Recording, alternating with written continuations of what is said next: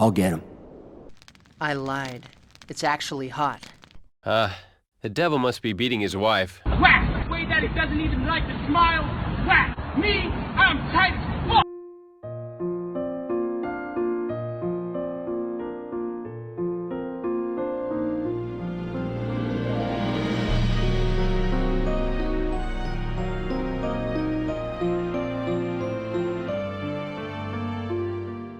Arc-Rise Fantasia is Imageepoch's sixth game, directed by Hiroyuki Kanemaru. Imageepoch only made 3 console games throughout the life of the company, and every single one of them is the butt of a joke. The Miraculous Investigation is low-quality filler appropriate for Detective Conan. Time and Eternity is blamed for bankrupting Imageepoch, and we'll get to that. And criticism of Arc-Rise Fantasia's localization is used as a scapegoat to elevate Arc-Rise to the status of a hidden gem without actually looking at the game. If you didn't know any better, this explains why Luminous Arc 3 and 7th Dragon never got localized, and why only 2 of 9 PSP games were, and why Criminal Girls had to wait until the PS Vita to get localized. There is a deeper story behind Arc-Rise's localization, one that we need to talk about first, and I need to go out of character to properly explain it. Most importantly, I need to be fair, and I need to overcome my own biases. Because, in a way, Ignition is the American equivalent to Imageepoch. Sources are linked in the description. Everything is presented with as much as my personal bias removed as possible. Xseed, a business partner with Marvelous Entertainment, was originally planned to localize Arc-Rise Fantasia. But at the time, Marvelous Entertainment was suffering from financial problems. To be fair, the entire world was. Ignition secured publishing rights instead, which took many by surprise, because a lot of work had already been done with Xseed. Ignition had localization experience before Arc-Rise, but their recent works had mixed reception. Lux Pain, a visual novel for the DS, was criticized for a rushed localization. Many of these issues are apparent upon starting the game. Hello, hello! What's up, Atsuki? Nola's checking something. Or maybe... you wanted to see me?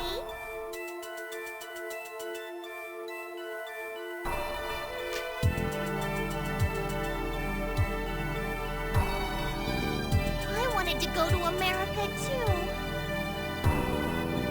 Using viewing is easier at the actual scene. But the chief says no. How mean, really? I know why. You just want to see Atsuki, right?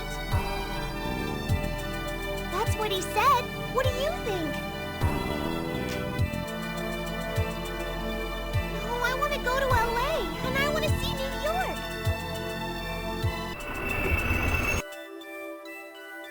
Hi, ciao. あつき、どうしたの？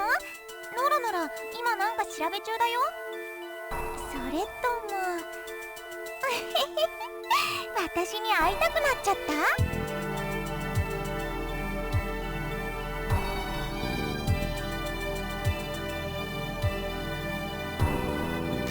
本当は私も日本行ってみたかったんだけど、絶対現地にいた方がビューイングしやすいんだもの。だけど所長がダメだって意地悪よね、本当に。君の魂胆は分かっている。敦貴に会いたいだけだろう。所長、そんなこと言うんだよ。どう思う、敦貴？違います。秋葉も行きたいし、原宿にも行ってみたいんです。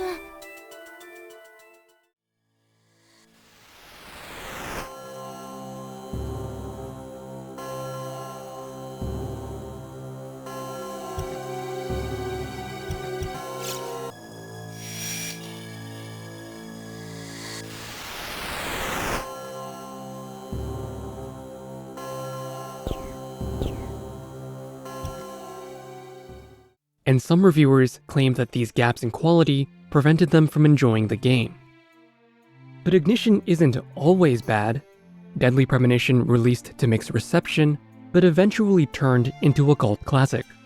And in response to Lux Pain, the president of Ignition, Ajay Chadha, stated that Muramasa the Demon Blade would work with another localization company by the name of Entalize. Muramasa would also not include English voice acting. And at the time, many reviewers were positive about the localization almost entirely because the Japanese voiceover was not changed. But the localization was still accused of cutting corners, as the Japanese script was far more flowery than the English localization. ジンクロー法の結界は国中に張られ、もはやどこへも行けぬ。白脈無道の罰当たりめ、諸物に代わって成敗いたす。わらは脳州鏡の桃姫、お人違いでありましょう。Fast forward to the PS Vita port and a new localization by Axis Games, and fans were very quick to point out a difference in quality. And even with this change to Entalize, many were still suspicious of Ignition's ability to localize Arc-Rise Fantasia. Because Ignition refused to do English voice acting for Muramasa, Entalize's ability to find and direct voice talent would be tested through Arc-Rise Fantasia.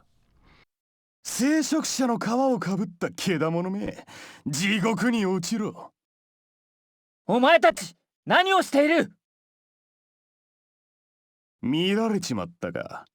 おいミッキー、どうする？りょう、どうするって。逃げろ！おい、待ちやがれ！ You are evil! A monster in preacher's clothing! Hey, what are you doing? Ah, crap! They found us! Hey, Mickey, what should we do? You want to know what to do, Dio? Run away! Hey, stop! A GameFAQs user reposted their interview with Brett Coleman, the voice actor for Lark, the main character in Arc-Rise. Coleman suggested that Entalize seemed to be taking English-speaking talent from within Japan, which Ignition somewhat admitted. Coleman also talked about how Entalize organized their recording sessions, and how it took some time for him to get into character. Either way, Coleman had a positive experience with Entalize. This is not the case for Kunimi Andrea, the voice actor for Rifia, the main heroine. In a separate interview, Andrea said she had to voice characters that she did not sign up for in order to get paid. But evidence of this interview is just an unsourced blurb on TV Tropes. Ignition's new business development director, Shane Bettenhausen, said this in response to the negative press.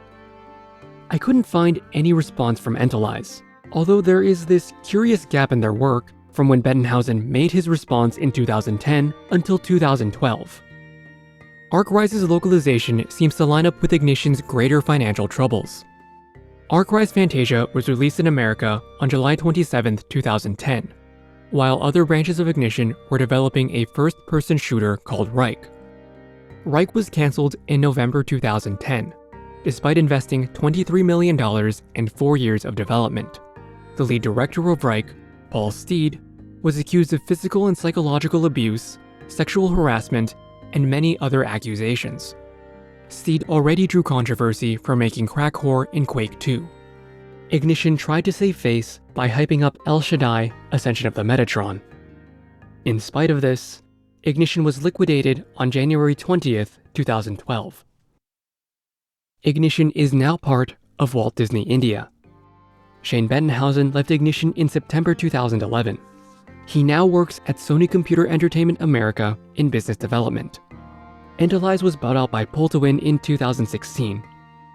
And Paul Steed passed away on August 11, 2012.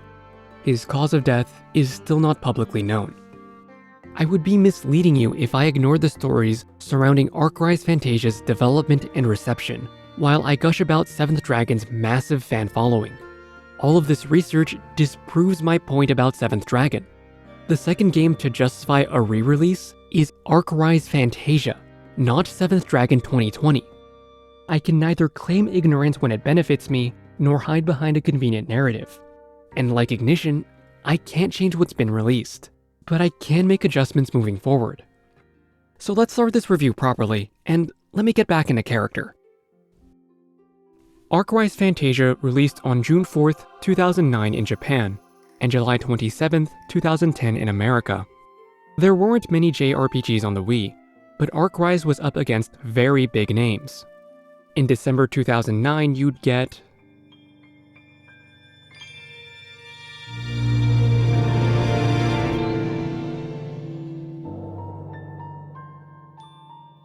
and almost 1 year later, you'd get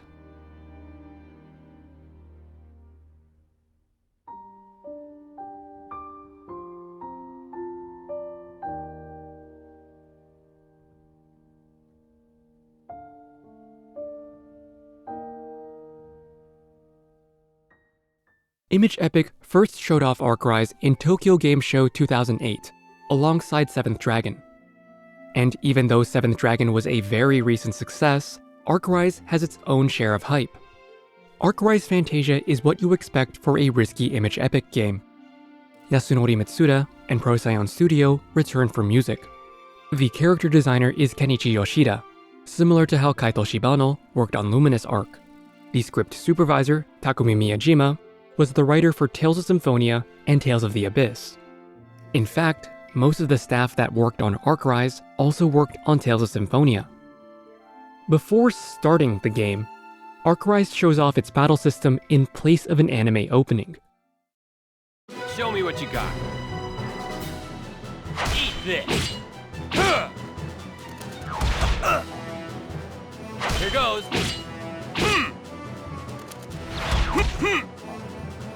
Eat this!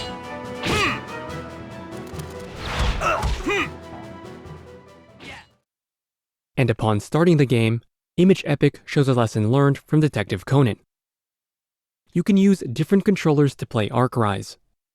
The Wiimote and Nunchuck are fine, but you're gonna be jerking it to get off in battle. So I used a GameCube controller for the entire review. Combat in Arc-Rise is turn-based, but with a twist. Your party shares a pool of action points, or AP. Instead of one character taking one action per turn, you can make one character in Arc-Rise do everything, or even withhold actions to save AP. But a dead party member can destroy your action economy. Fights take place on a grid. Movement is vital in avoiding area of effect attacks, or gathering your team for a buff. You can spend AP to move characters, but some actions move them automatically. Weapons don't have discrete stats. Instead, they have built-in gems that work like passive skills. What makes a weapon powerful are the gems you can fit into their frame.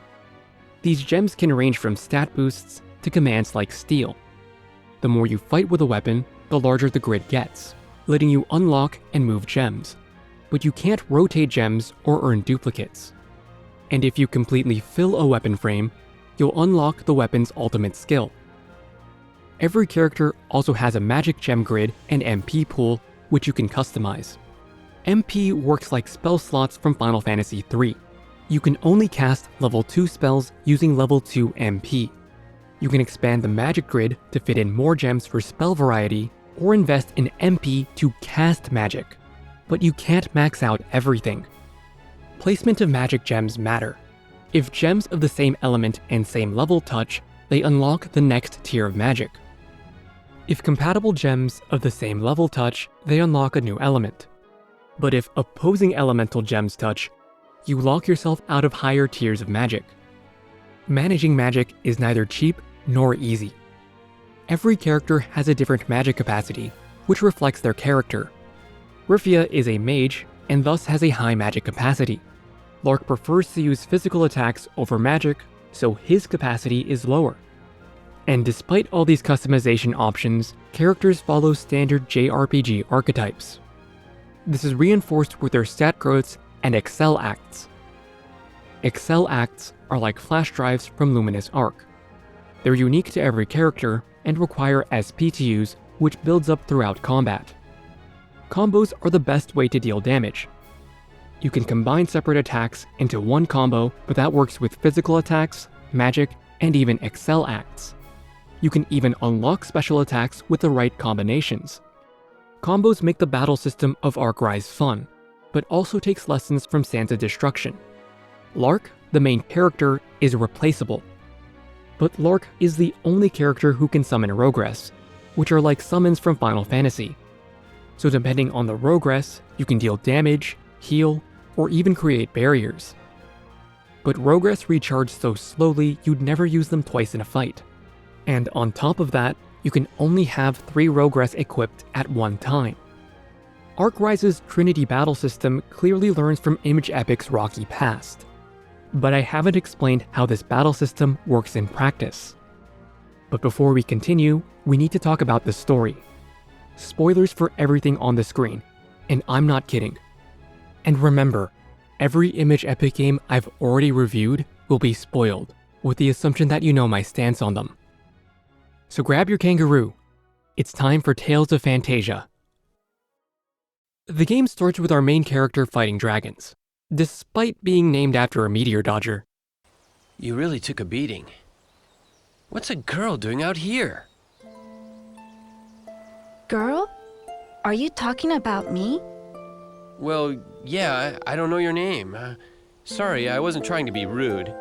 I'm Lark, and you are... Rude? What is rude?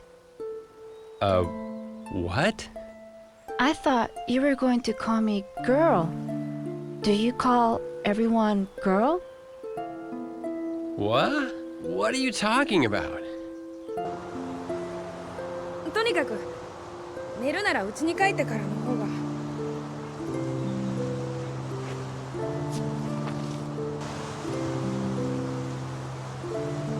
兄さん、あの先は崖だよ。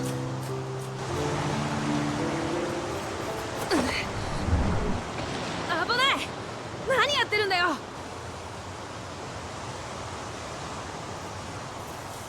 危ない。そうだよ。崖から落ちたらどうなると思ってるの？どうなるの？どうって。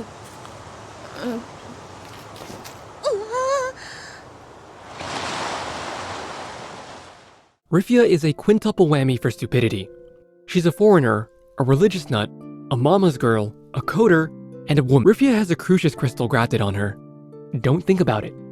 We meet up with Alf, Prince of the peaceful Meridian Empire, who has imprisoned a godlike entity called a Rogress to milk its infinite energy for its peaceful worships. Rifia wants to go to a foreign country's power plant because that's her mother's dying wish. Kratos shows up, and... I summon you! In the name of chaos!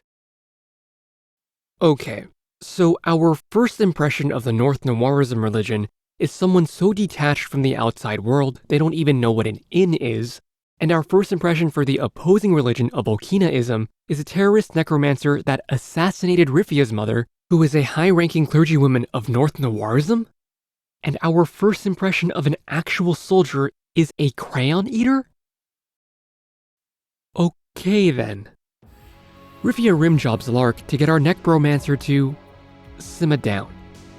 Lark is a child of Martel, I mean a child of Issa, and is able to harness the power of Rogress.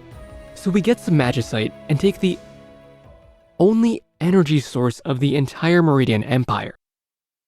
Vice, Alf's brother and acting ruler of the Meridian Empire, wants us to agitate the Iranians as punishment for kickstarting the 1973 oil crisis, which, may I remind you, is all Rifia's fault, because the Meridian Empire is a peaceful country. We visit our mom and Mr. Wrench, but our childhood friend, who does not have a crush on us, and who Alf does not have a crush on, gets kidnapped. Dragons fucked up the entire world 1,000 years ago. That's not important, and neither are these three. Gaston mourns Renee, and then we fight 2 mind-broken girls and their ugly bastard boss. Thanks, Nico. We free some Copen from a slave ship, nearly crash, and then go to the witch's forest. The slave driver can come too. Ozone pollution is ruining the world and is causing JO crystals to bimbify the world. Bulba! We get caught setting up an anthrax bomb, and Dinos captures Adele. This is what Zero Dick does to a woman.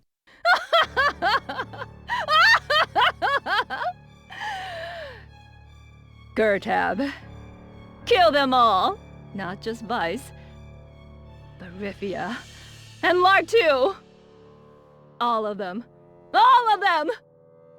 and this is what Zero Pussy does to a man. No. We may be brothers, but I'll fight you before I let you harm Adele. There are two kinds of gods. Real, the Okinaist god, wants to save the world by destroying it. Alf and Adele are allied with Real. While Imaginal, the North Noirist god, wants to save the world by not destroying it. So we have to collect all the progress before shit gets real. Vice misinterprets Night shit and now wants us to be diplomats. Nico resigned from the military, so we replace our man-child soldier with a child soldier. We get thrown in jail for being terrorists, and Leon, I mean Judas, breaks us out of prison. Hang on a second, we gotta gamble. She's not important. There are two kinds of races, the divine race and the common race. Riffia's butler isn't important. I.C. Wiener over here got out of cryonics first and fixes his daddy issues by abandoning Cecile. The Prophet Alf wants to quell the common race in order to stop ozone pollution. We have risen up to save the world from the hands of the evil ruler Vice. Now, my comrades, citizens of the Termillion Republic, join us so that together we can defeat the evil Meridian Empire! Hang on, let's debug first. The code is 001976. There. Code 530047. Next is code 530046.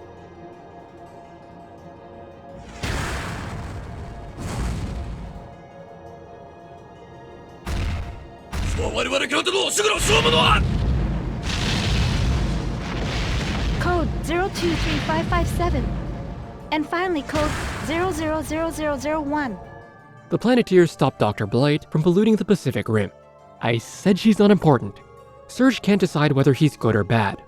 So we met him trafficking Copen, but then he got us through the forest. Then he betrays us, but then gets us an airship, but then leads us into a trap set up by Vice, Alf, and a Rogress. GOM-1 has collided with another craft. But Serge's not girlfriend says he respects women, so he's good. Do it! Oh, yeah, and Vice is cursed. Sid Highwind helps us repair our lightship. The Divine Race mixed a Hume and a Scaly, and created two of the most insufferable shitheads on this planet and the planet before it. One is a woman succumbing to both her reptilian brain and her CRISPR-Cas reptilian brain, and the other is Serge. It turns out that Riffia's butler assassinated Adele's mother. Vice goes full imperialist, so we team up with Alf, and we show our religious pacifism by force. Prince Alf is our enemy now. We could take advantage of the situation to dispatch the prince and take his Rogress. What? The way things are going now, Adele will collapse, and with her the defensive shield. We could take that opportunity to defeat Prince Alf, and then Riffia can raise the shield again. That's right, Rastin Oygen. His betrayal cost my friend Rex his life. What do you mean he betrayed you? Why? Ignacy was holding Rastin's family hostage. Huh? Rex knew that and willingly fell on Rastin's blade. But Rastin couldn't finish him. In the end, it was Ignacy who killed him. Rastin's heart is loyal to us. I forbid you to seek revenge. Those were Rex's dying words. I lived this long for one reason. To have Rex's son kill me. So go ahead. Do it.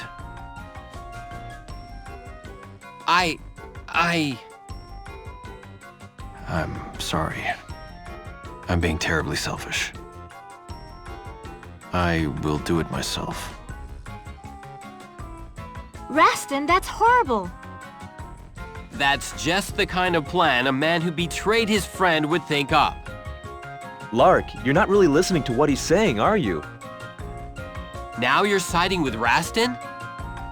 I still haven't forgiven you. I'd kill you right now if I could. I feel the same way about myself, to be completely honest. Well, that's very admirable of you.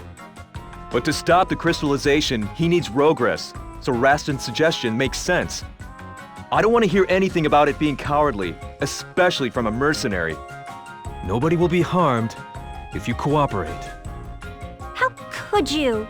Only a coward takes hostages. Shut up, listen! I'm with you too, but I want you to listen carefully to what I have to say. Rastin and I are with you because of our trust in Rex. It's about time you made us trust in you too. Thanks for thinking I was a bandit. That made things a lot easier. Serge? You betrayed us! Betray you? How do you even know who's on whose side? Our Fundy hasn't been stupid lately. That's better. Luz is the Pope of North Noirism, and the North Noirist Church kidnaps Leslie's sister. Wasn't North Noirism created to protect Imaginal's Law? Does this mean that Imaginal's Law isn't about justice? Justice? Don't make me laugh. What? Did you really think Imaginal's Law was just? Did you have any proof? But Real's Law will lead to the crystallization of our world. Is that bad? Does going against bad automatically make something good? It's all how you look at it, isn't it? What's good? What's bad? It's all hilarious to me now. Nico just fucks off, and Leslie replaces him. Thanks to Vice, national atheism is the new religion. Why are we forced to choose between two gods? I don't care. I'm not interested. Save it for someone who is. You dropped your fedora, King. It turns out that Lark is the half-brother of Vice, and is thus the half-brother of Alf. Remember, kids, never stick your sword in Crazy, or your brother, or your crazy brother. Rifia almost gets brainwashed by an ugly bastard, so we enter the live stream to pull Cloud out of his coma. Rifia's dad is Simmah? Simmah balls! Lark and Rifia confess their feelings for one another and become Witch and Rim. Nico is now part of the Resistance and is suddenly competent? She's not important. Alf assumes the Meridian throne, and it turns out that a religious dictator is worse than a secular dictator. What kind of things are in it? Oh, lots. Ray usage limits, water and food rationing, even how much trash we can throw out. We can't leave our houses or towns without permission either. The worst is a restriction on the number of people in the city. If you go past that number... What happens to them? Oh, I don't know. The Empire takes them off somewhere and they're never seen again. So we go to the scarred Skywalk, and it turns out that Hosea was evil all along. The divine race wants to control God and makes a high-quality rip of Alf's and Lark's genetic code. But Lark is a Mendelian mixtape, so that gives him DRM. Adele sacrifices herself to save Alf, proving that if you want to make yourself useful, just kill yourself. It's okay, Ignacy is from a different time. He doesn't know that controlling God is cultural appropriation. Impossible. Imaginal, please, grant me more power. Is he saying that this big gemstone is actually the god Imaginal? A rock? That's my destiny? Hosea tries to blow up the Skywalk, but Nico intervenes, proving that if you want to make yourself useful, just kill yourself. So we fight Dinos, proving that if you want to make yourself useful, just kill yourself. So we fight Clyde, proving that if you want to make yourself useful, just kill yourself. So we fight Alf, proving that if you want to make yourself useful, just kill yourself. No, we wouldn't do that. Alf is our half-brother, which the game has forgotten. To save the world, Lark needs to sleep for 1,000 years, proving that if you want to make yourself useful, just freeze yourself. It turns out that Luz is God, and has propagated the cycle of ozone pollution. Because if humanity is not dependent on God, God does not exist. So we kill God, and Philip J. Fry hangs out with Leela in the year 3000. Unlike what I usually do, we really need to talk about the story. There is a lot of lore. It's so dense that even the in-game dictionary has links to terms. Except for cutscenes, you cannot skip dialogue.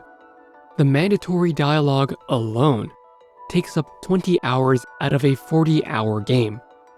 And if you're not invested in the story, that can be a deal breaker. Both Mizutani and Mikage learned from Luminous Arc 1 by implementing a skip feature in Luminous Arc 2 and Sands of Destruction. And when Arcrise and Sands of Destruction progress dialogue in the same way, it's unusual that a dialogue skip is not present in Arcrise. Seventh Dragon doesn't have a skippable story, but the story is barely 1 hour out of a 30-hour game. It's worth noting that Arcrise always gives you hints on where to go next on the pause screen. It's a very nice feature, but I can't help but think that someone was afraid that the player might skip the story. So let's talk about the unskippable story. Skip to here if you don't care. Mizutani bragged about how Arcrise was his collaborative labor of love. But the story felt like Imageepoch was maximizing profit by recycling what worked in the past. By title alone, Arcrise Fantasia fancies itself as a Tales of game. Arcrise Fantasia is set in the same world as Luminous Arc, much like how Tales of Fantasia is set in the same world as Tales of Symphonia. There's an idiot hero dressed in red with brown hair, whose lineage is a massive plot point. There's a cool old guy who killed the hero's parent and is an angel. There's an airheaded priestess love interest who's being manipulated by the religion she worships. There's the pretty boy who backstabs the party and knows way more than he lets on. There's the big booby assassin who's your enemy until she isn't and is allied with the pretty boy. There's the guy who's racked with guilt. Defecting to help the party is the crux of his character arc. There's a little girl with candy-colored twin tails who's the strongest physical attacker in the game.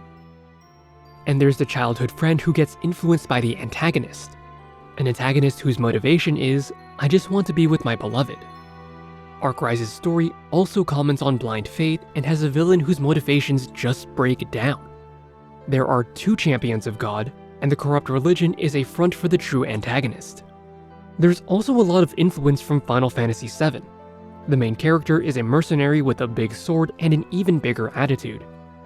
Exploring the psyche of a comatose party member is a massive plot point. Kenichi Yoshida's work on Eureka 7 bleeds into Arcrise. The backstory of Eureka 7 and the Scub Coral is similar to how the Divine Race escaped to the Skywalks to avoid crystallization, and the penultimate area in Arcrise is a coral reef. Trapper waves are a more benign version of Hozone and is similarly used as ray for light ships. Rifia and Eureka have alien personalities, and both break down upon realizing how out of touch they are. Rifia also takes on Renton's immediate attachment to Eureka and does the same thing to Lark. Adele's and Anemone's instability is a consequence of not being loved. Alf and Dominic put up with abuse from Adele and Anemone, respectively, and even some of the character designs are rather familiar. Eureka 7's conceptualization matches Mizutani's concept for Luminous Arc 1. Even Miyajima used what worked from Tales of the Abyss. Dinos the Death Chanter is Sync the Tempest, but if he were purple. You already know that I was thrown away once. That's why you hate the score? Because you were thrown away? Because I was born. I'm not even a substitute like you. I was born a piece of meat. I told you I am nothing. My existence means nothing. Sync, that's not true. You don't really believe that, do you? I'm tired of this world. Everyone can die along with it. I made my choice. I'm gonna fight for Lark because he never abandoned the Divine Race. I'm jealous. At least you have someone to fight for. I have nothing. I was cast aside long ago, and now I have nothing left. If the world wants to keep betraying me, then now it's my turn to betray the world. Clyde is the Black Lion Largo, pero pequeño y naranja. Day in and day out. Score, score, score! There are 2 completely different Clydes inside of me. One of them says to fight you, and one of them says to let you pass, for Sir Alf's sake. Alf condescends to Lark in the same way Ash condescends to Luke. This is a fight to settle who we are! We're both real. You and I are two different people. Shut up! This isn't about logic! You can't possibly understand how I feel. You stole my past and my future. Now is all the time I have. Now is all I have, too. I don't even have a past to lose, but I've still decided that I'm me. It doesn't matter what you think. Here I am. If that's the source of the strength you're talking about, then I won't lose! Well said. I will make those words your last replica! Lark, you were always good at attracting decent people. My brother, Adele, both of them were always looking your way. Somewhere deep down, I think I was always jealous of that. That's why I have to fight you. I have to do this for myself! Fine. I'll show you just how wrong you are. Lark, prepare yourself! And Ash, an antagonist, is even playable. The main characters want to free mankind from a god that spells out their destinies. So the world did not vanish. To think the future I saw would be rewritten. You have done admirably. The ESA system was already crumbling.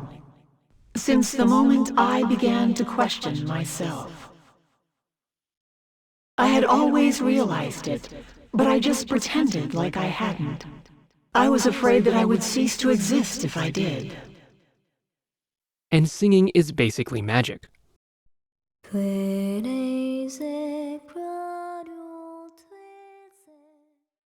Summon a ray squall.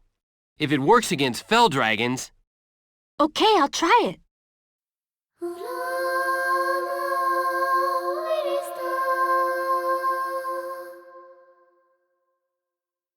Arcry's Fantasia is proud of what inspired it, and that is its greatest weakness.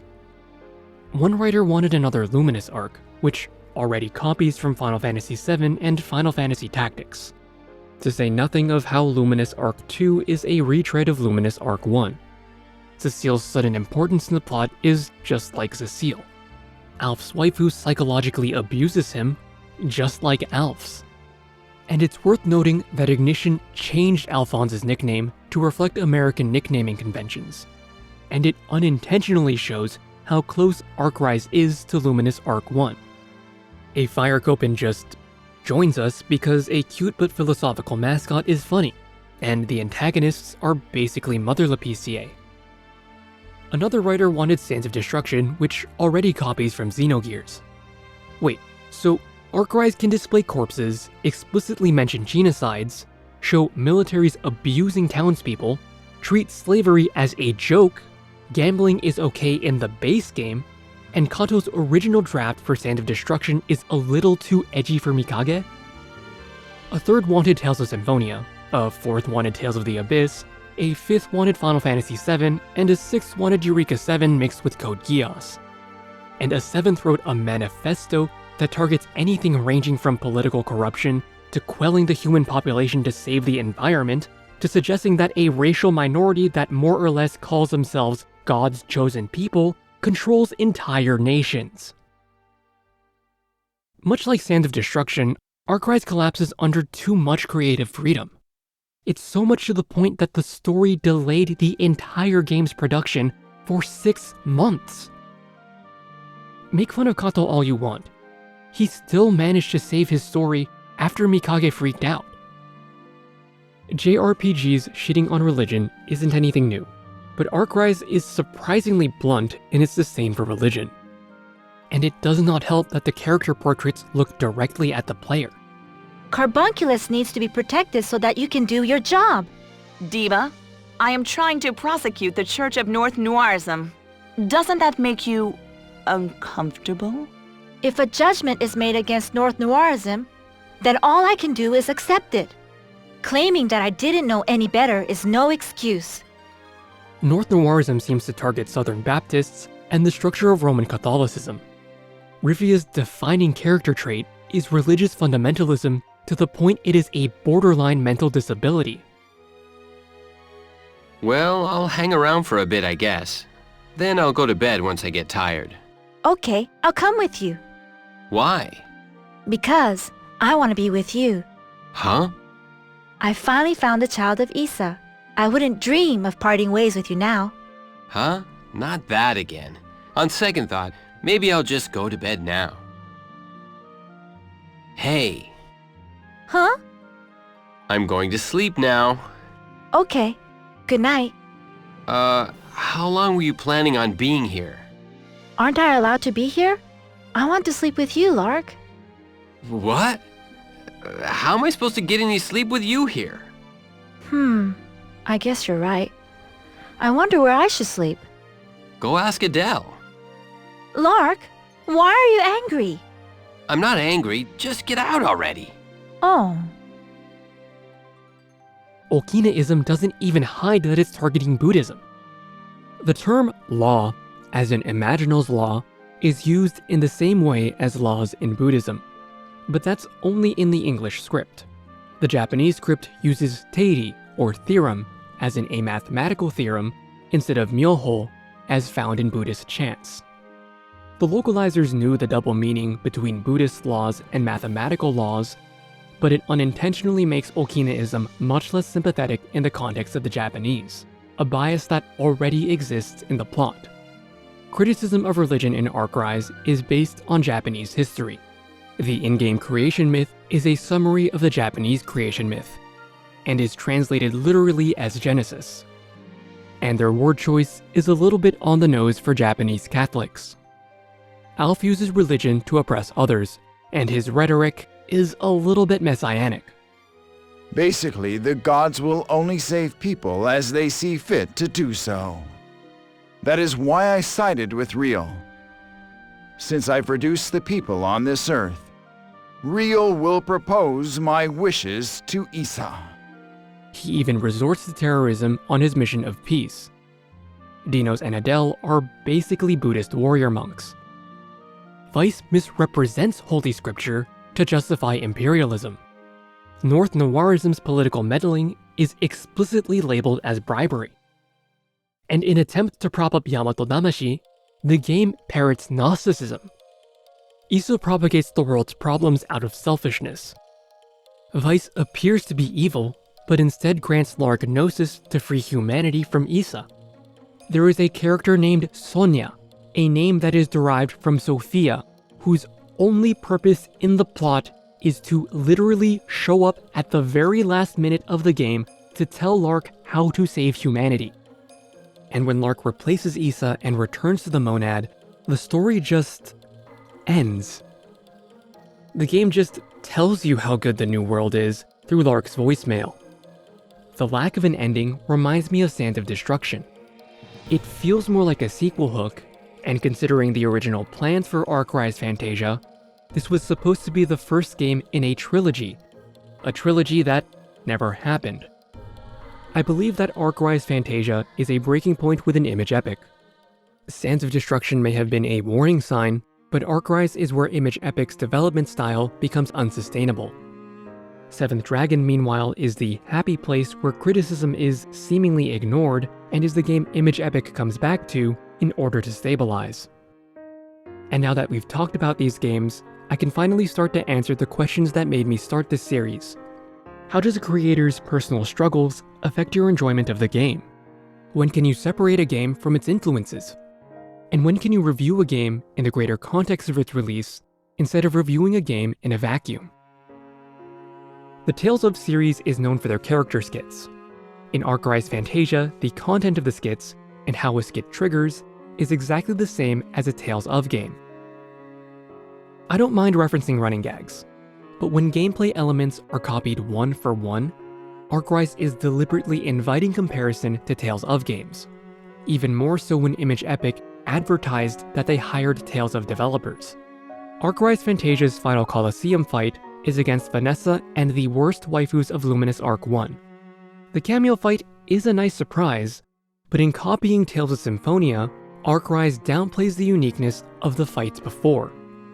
For instance, you had to fight your own reserve party members. Every single playable character has a unique AI, compared to the static AI of the cameo fight. Imageepoch unintentionally proves the power of brand recognition by using elements and rewards like a Tales of game, and it overpowers Arcrise's original ideas. By contrast, Arcrise's costumes only change the menu sprite, as opposed to a Tales of game. And I think that's the point. A wacky costume can completely ruin the point of an in-story costume change. Costumes are only referenced in skits, and I thought they worked very well. The Rogress race is where Arcrise sets itself apart from its inspirations. You can only collect 2 of 4 elemental Rogress. Alf will always collect the other 2 by the time he Paizuris his brother. You don't get to visit both Hima and Palmacosta. When you choose a Rogress dungeon, you lock yourself out of the others. Every Rogress dungeon has a gimmick, like avoiding fights, or a damage check, or walking on bridges so you don't collapse them. You can even fail to collect every single Rogress, and have Alf use them against you. There are even optional Rogress that Isol will use against you if you don't recruit them. The Race for Gula is the most complex Rogress dungeon. Not only is your party split up, but you also get to control Alf and his real field crew. Gula is also a wake-up call boss with respect to magic combos and elemental resistances. So if you make a bad team to fight Gula, which is very easy to do because the game shuffles around your party members, you might have to redo the entire dungeon from the beginning. It doesn't help that Alf's team is very overpowered, but never has a chance to fight Gula. So, in propping up several gimmicks, Imageepoch forgot to make the boss fight at the end fair. Again. But if you do notice, there are a lot of small touches with Alf's team. Alf's team foreshadows their endgame fights, down to the magic and the EX skills they can use against you. Adele is literally out of control, which foreshadows her actions later on. The other Rogress dungeons aren't nearly as complex, but they're the only reason why there's any replayability in Arcrise. And unlike 7th Dragon, and even Sands of Destruction, there aren't any optional dungeons in the main story. So by the time the world opens up, the game is very linear. There is no New Game Plus, but the post-game has a lot of content. Bonus bosses are scattered throughout the world, and beating them rewards you with more equipment. There's also a bonus dungeon where you can team up with characters who died in the story for a little bit of closure. And the final challenge in the game is the Luminous Arc 1 cameo battle. But the amount of grinding and backtracking to even challenge these is very tedious. Let's talk about navigation first. Instead of random encounters, enemies appear on the world map. Much like a modern Tales of game. Getting ambushed by an enemy is punishing, as your starting AP is halved. But getting a preemptive strike on the enemy is very difficult because enemies have eyes on the back of their head. In 7th Dragon, dragons follow strict movement patterns and aggro ranges which you can use against them. 7th Dragon also has a very high random encounter rate, but this can be controlled through items and skills. Even Tales of games let you control the encounter rate. You can't modify aggro or encounter rates in Arcrise Fantasia, but if you're over-leveled compared to your enemies, they'll never aggro you. But that never happens, and we'll talk about why soon. Dungeons have a fixed camera angle. It works when progressing through a dungeon, but it's a problem when leaving the dungeon, especially when there's no way to lower the random encounter rate. You can change your gem setup to make running away easier, but it's not perfect. This is an unnecessary overcorrection from Sands of Destruction. You can't change the encounter rate in Sands of Destruction, but Oggen lets you instantly escape fights. Sands of Destruction also lets you rotate the camera, all for ease of navigation. Every dungeon in Arcrise has a map, which you get at the very end of a dungeon. So what's the point of getting one? Very few dungeons have shortcuts to backtrack to the beginning, and you don't even get items to teleport you out of dungeons. Overworld navigation is just as tedious. You can only upgrade your ship right before the final boss. To encourage upgrading, globe-trotting side quests show up at endgame. In 7th Dragon, sub-events can be progressed throughout the game, but they're only completed at endgame, and most sub-events give you the choice to pace them out. Fast travel portals are unlocked after the first major boss, and when you unlock the airship, you can immediately summon it at any portal. 7th Dragon also has items that instantly teleport you out of dungeons or straight to a portal, and this is even part of the mage's skill tree. Sands of Destruction at least teleports you out of dungeons, and even lets you enter some dungeons from the end.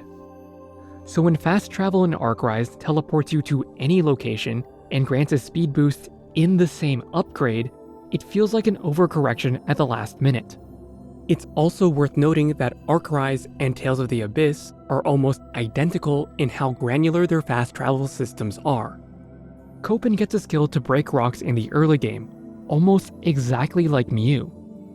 Copen can also make bridges, if you do another globe-trotting side quest. Copen is rarely used, and feels like a completely forgotten mechanic. But considering how difficult puzzles were in Sands of Destruction, I wouldn't be surprised if they removed puzzles in Arcrise, but left Copen poorly implemented.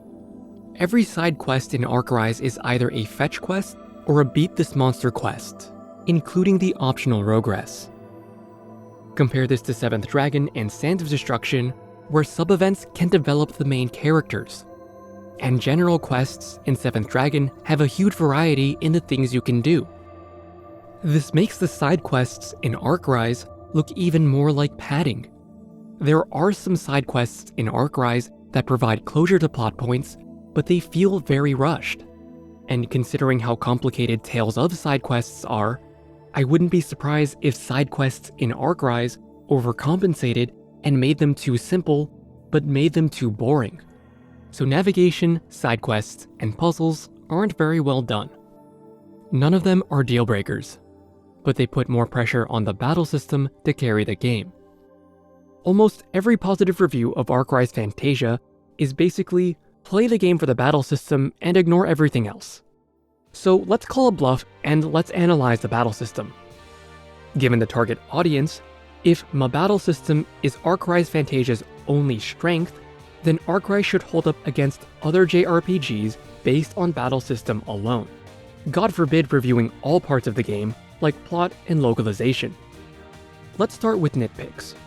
Arcrise does not let you save weapon loadouts, or even have the option to remove all gems at once.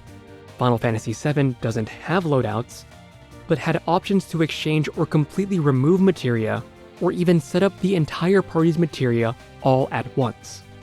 So when numerous older games have loadout systems, Arcrise just has a gimmick with no support. Rogress can alter Lark's stats, but you have to jump back and forth between menus to calculate what stats change. And you just kind of have to figure that out. Warnings for boss fights are inconsistent, much like Sands of Destruction. In 7th Dragon, you're always given a warning before a boss fight, even though the game has static weapon and skill loadouts. I would rather have a game break immersion to give me time to prepare, especially so in Arcrise, where the right loadout is the difference between beating the fight and getting wiped in the first turn. These are small annoyances, but they're symptoms of a greater problem. Let's compare Alph's final fight against various endgame bosses. In Luminous Arc 1, the battle system is completely broken by endgame. Offensive magic is very weak, while physical attackers like Leon can one-shot enemies. You can spam your strongest healing spells because the game refills your MP once every 4 turns. The final boss has to wipe your team on turn 1 to give you any challenge. Sands of Destruction has the same problem. Almost every boss needs to hijack the turn order, but because you can easily reach evasion thresholds, bosses are just a waste of time. In Final Fantasy VII, there is no combo system to force a playstyle, and instead, you're encouraged to experiment with different materia. Physical attacks are just as powerful as magic. Breaking Final Fantasy VII is what makes it fun. You don't need overpowered materia or even level grind to beat the game. Tales of Symphonia's multi-line linear motion battle system understands that everybody plays games differently. You can level grind, but knowledge of the battle system bridges a level gap. Fights take place in real time, so good movement lets you dodge attacks. overlimit keeps you on your toes, but unison attacks give you a breather. You can micromanage your team with shortcuts and menus, or just fine-tune the AI. Or you can grab a friend to control another party member. And if fights are still too hard, you can swallow your pride and lower the difficulty. Because Arcrise Fantasia is turn-based, running around doesn't help when a boss gets their turn. There is no evasion stat in Arcrise. This might be a correction from Sands of Destruction, but more likely, evasion is not a stat in Tales of games because you can move your character out of the way. Arcrise turns into a numbers game, which is primarily influenced by level. The higher your level, the more AP you have, and therefore, the more spells you can squeeze into a magic combo to deal more damage. On a 100% playthrough, you're about 5 to 6 levels weaker than Alf. Grinding is discouraged, which is reinforced with early game equipment that takes away experience, and is further reinforced with optional bosses that give out 0 experience. You can use items to double experience, but they're very rare and they're only useful for boss fights. Permanent experience boosters only show up at endgame, and unlike every Imageepoch game before it, there is no catch-up experience if you're a lower level than your enemy. There's no way to funnel experience into one character either. You can level grind, but these monsters only show up at endgame, have extremely high defenses, are very rare, and they like to run away.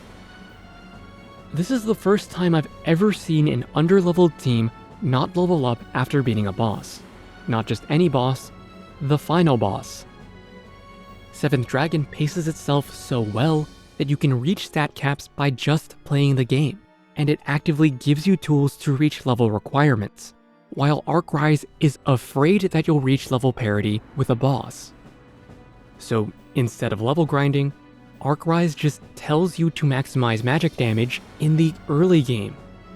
The fire element gives you a heal and doubles your HP in a single spell, and the strongest single target spell in another. Fusing fire and earth makes a dark element, which nullifies enemy buffs. All 3 spells are on mutually exclusive levels, so MP management is very easy. When 2 of 8 elements break the game, that's a balancing problem. Then again, who are the strongest spellcasters in Luminous Arc 2? Of course Alf is a difficult fight. His fight is the climax to Arcrise Fantasia. But I draw the line at Alf having an auto-revive mechanic with no warning. I think that is artificial difficulty, even if you are taught this mechanic throughout the game.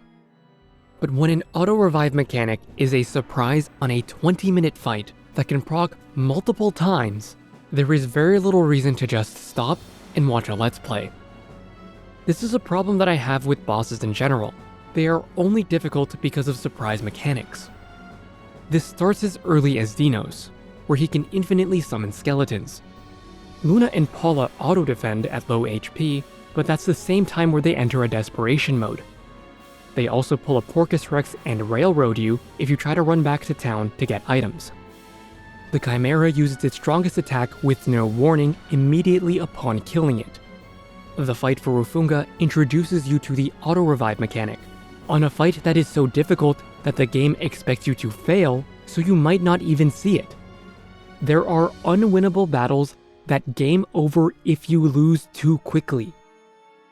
This reminds me of the problems in Sands of Destruction.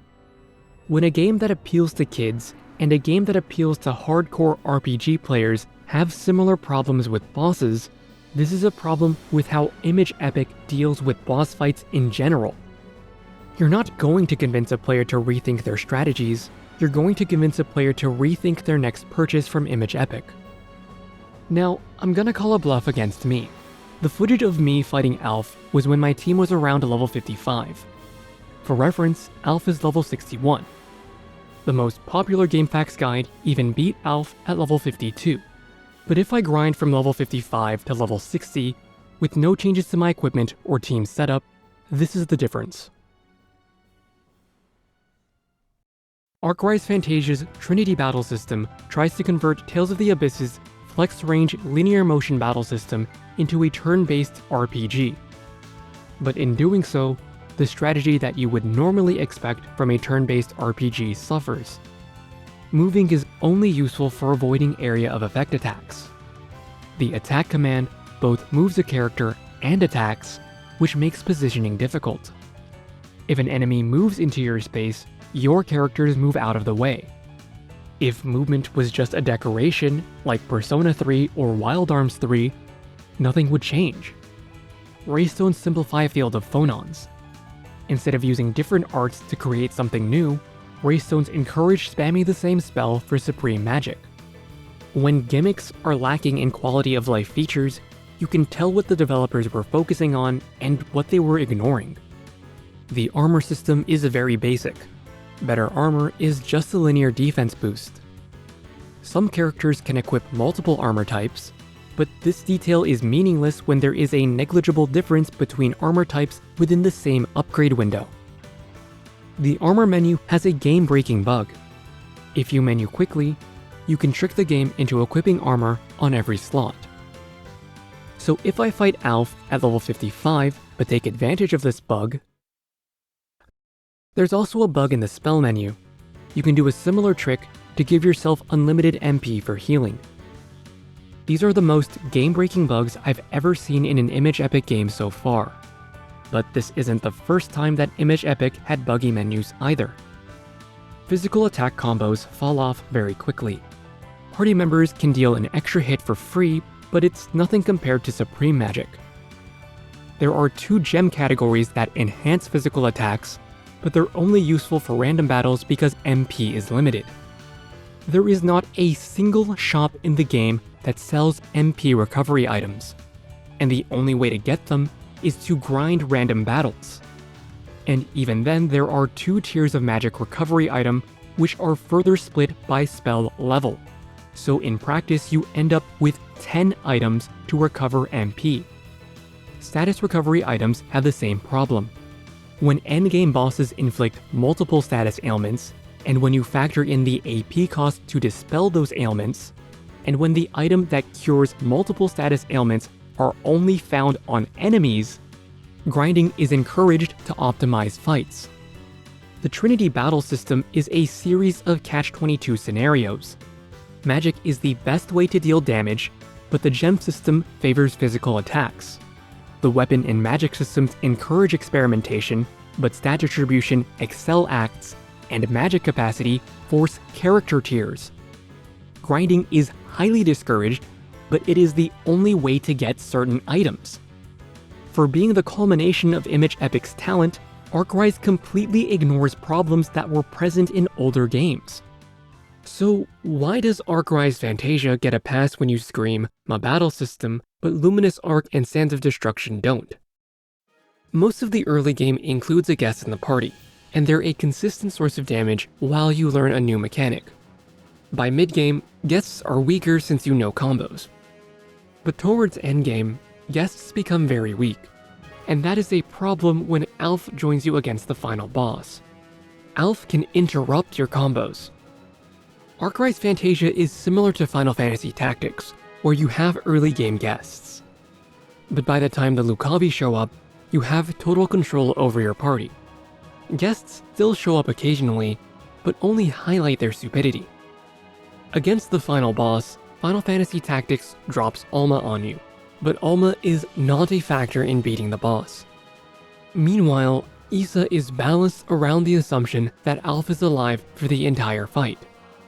You're basically dealing with 2 final bosses. Endgame guests also never use overpowered spells, like Dispel Magic or Inferno, despite having access to them. Unison attacks in Tales of Symphonia seem to be the only point of inspiration for Trinity Axe and Supreme Magic, as using certain arts result in new attacks. But Arcrise encourages making every character a clone of the other in order to even create a magic combo. So let's compare Arcrise's battle system with games that are not only outside of Mikage's influences, but turn-based RPGs where combos are integral to the battle system.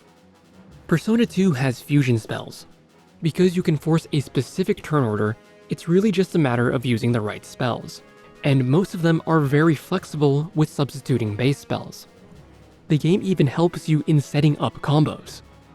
Arcrise forces you to use the same exact spell for supreme magic, while Persona 2 laughs in Towering Inferno in 1999 on the PS1.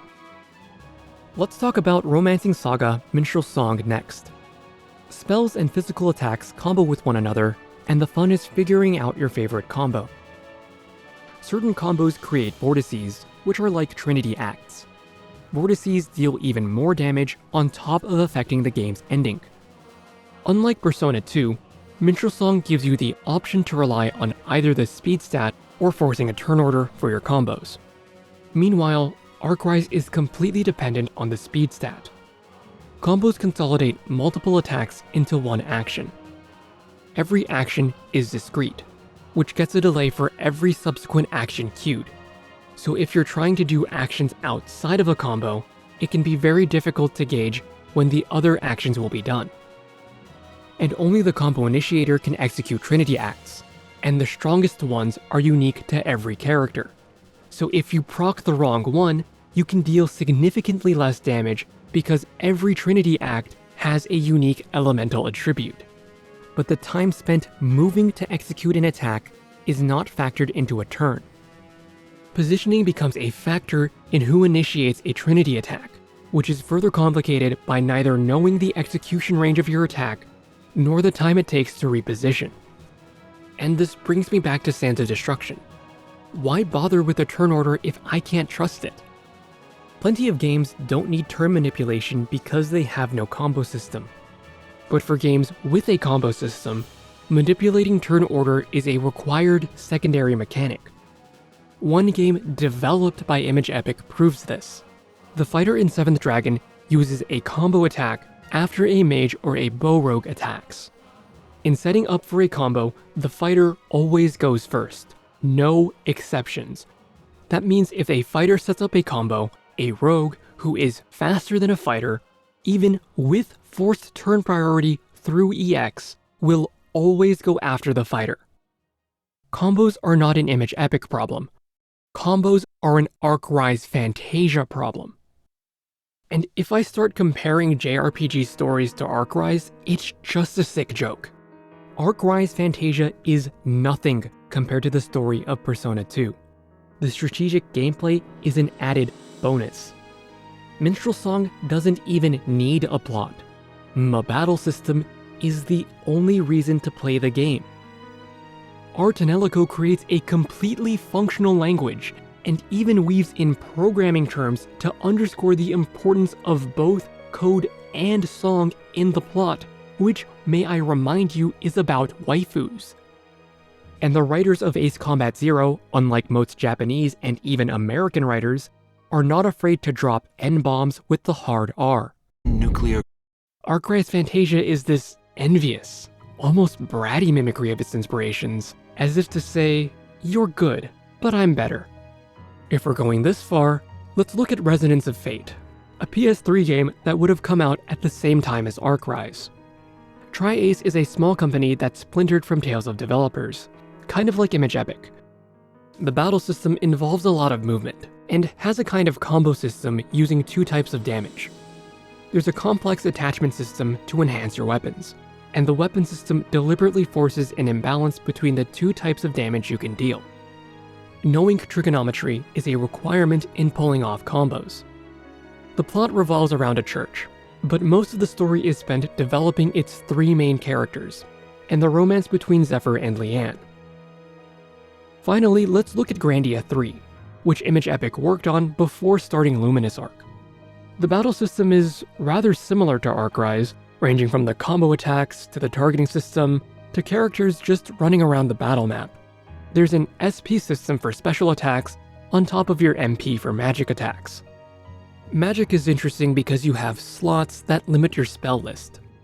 And now that I think about it, it is kind of chaotic with 4 characters in battle. I'll stop this comparison here, and I think you know why. Comparing other video games for an Arcrise Fantasia review can turn into an hour-long advertisement for games that aren't Arcrise Fantasia. Even without this comparison, Arcrise Fantasia is, at best, a game with a seriously flawed battle system. By Sands of Destruction, Mikage was confident that he and his team could break from their inspirations and make something unique. But that is not true of Arc Rise Fantasia. Things like permanent stat boost items, skits, or even how tiles spin on the turn order is almost identical to Tales of Symphonia. Look at every Imageepoch game we reviewed so far. When Imageepoch's primary marketing tactic is name-dropping, how can you expect anyone to play a game without drawing comparisons from the games you are trying to dethrone?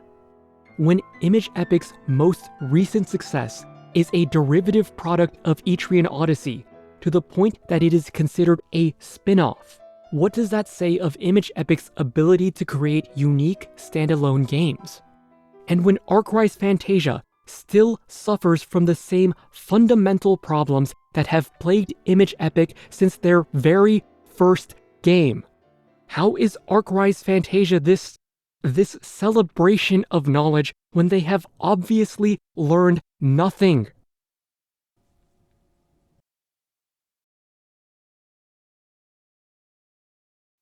It's convenient to blame Ignition for Arc Rise Fantasia's shortcomings, especially in presentation. But Arc Rise's story and characters are almost impossible to defend, in any language. Maybe Ignition realized that Arc Rise Fantasia was unsalvageable to the American market, but knew that shitheads like me would buy it anyway. And for once, Ignition localized Japanese culture for American audiences one-to-one. Ignition begged for forgiveness, blamed someone else, and then promised a new product, all in the same breath. The voice actors for Arc Rise Fantasia are no-name actors, but as always, you have A-listers for the Japanese version. Entelai's lack of direction affected Nico in particular. Almost every positive aspect about Nico was literally lost in translation. Nico? Mr. Lark, help! Help! You know him? He's a friend. You saved me! Hey, man. Where are you pointing that weapon? You better say so... Ugh! What are you doing here, Nico? Well, ニコル！兄貴！助けてくださいよ！知り合いか？友人です。ああ、助かった。おい、おっさん！人に武器向けてお詫びの一言も！なんでこんなところにいるんだ、ニコル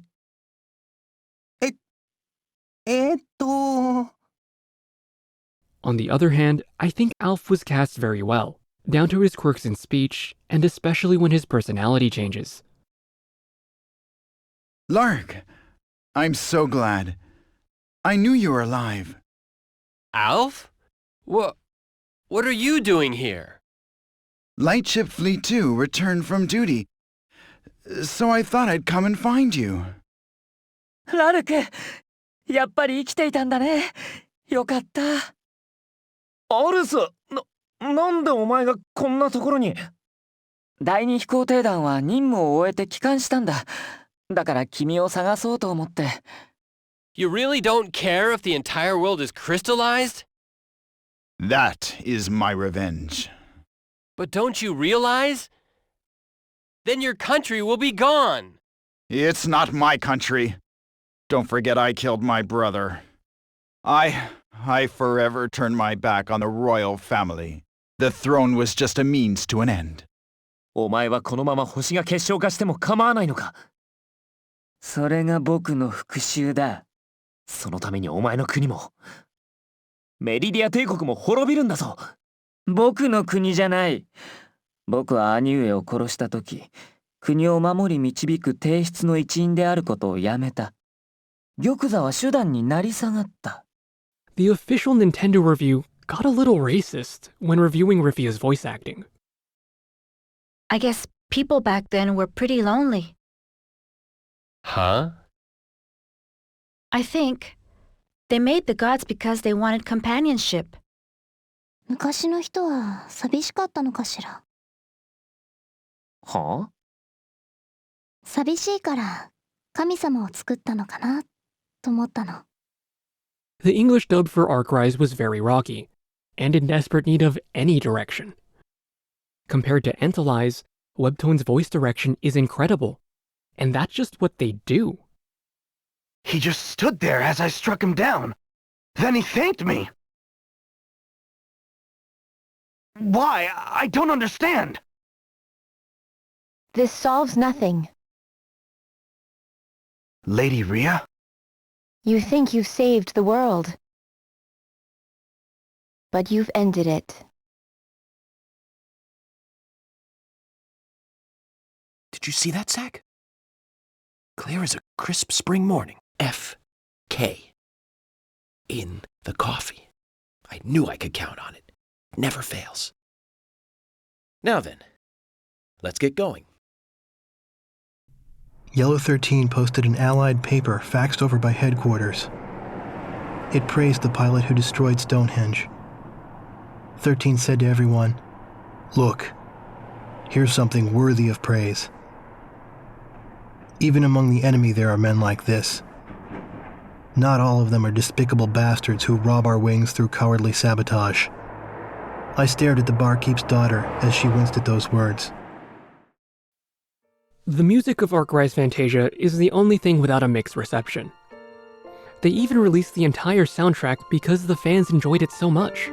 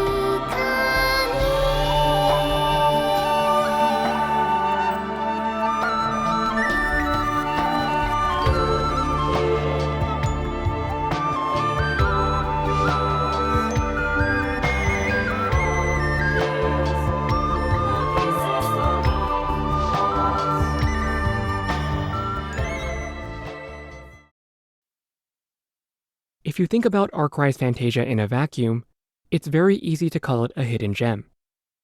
But compare Arcrise to its inspirations, or other games that hardcore RPG players would know, and you're left wondering what anyone sees in Arcrise. It's not like there is a game that finally showed a creator's mastery of their craft, in spite of their well-documented failures, most of which the creator blames himself for, whose work has been the subject of endless analysis and even a cult of personality, and most importantly, whose work is simply a dedication to the one overarching story that he and his team wanted to tell. I apologize if I misled you with my teasing of Arcrise Fantasia in my older videos, and if you were hoping for a glowing review. Maybe it's nostalgia or bad taste, or maybe I just don't want to look biased. This entire review is as much a condemnation of Imageepoch as it is a condemnation of myself, and how both of us are trapped in a willful ignorance of the media around us.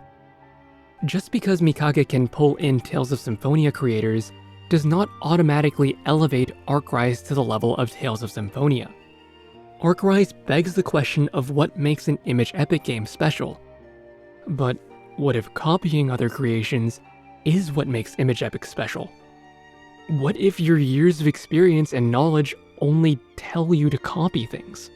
what if everything that Imageepoch produced is the result of years of market research? A market that just wants the same thing again and again and again. And is it really Imageepoch's fault that they're marketing to you? Mikage is as much a hack fraud as he is a lowly bug tester with a big fucking dream. Or you can be above it all and say you don't care. Because this would never happen to you. Fuck hindsight and fuck market research. You'd never let something like money get in the way of your creative voice. Because you're perfect, aren't you? You've got the smarts. I bet you can be the next young junior, Gary, fuck the next Gropius, because you can give a mean middle finger and a well-rehearsed comeback from an obscure French movie when someone points out a second-year mistake in your latest render. You've got the talent. The folders of half-finished RPG Maker games and abandoned NaNoWriMo drafts just means you're waiting for the muse to hit you. You've got the charisma. Your status as an artist is quantified by the number of friends you have and the number of charrettes you've been to, instead of the hours you actually spent in working on your portfolio. Because you're too afraid to take a chance when you've only got yourself to blame and no one to feel sorry for you. But let's all point and laugh at Mikage, right? Arcrise Fantasia tests your limits of what you can tolerate in a video game. But fast forward to Stellar Glow, and Arcrise Fantasia is treated with nostalgia. I do not think Arcrise Fantasia is a hidden gem.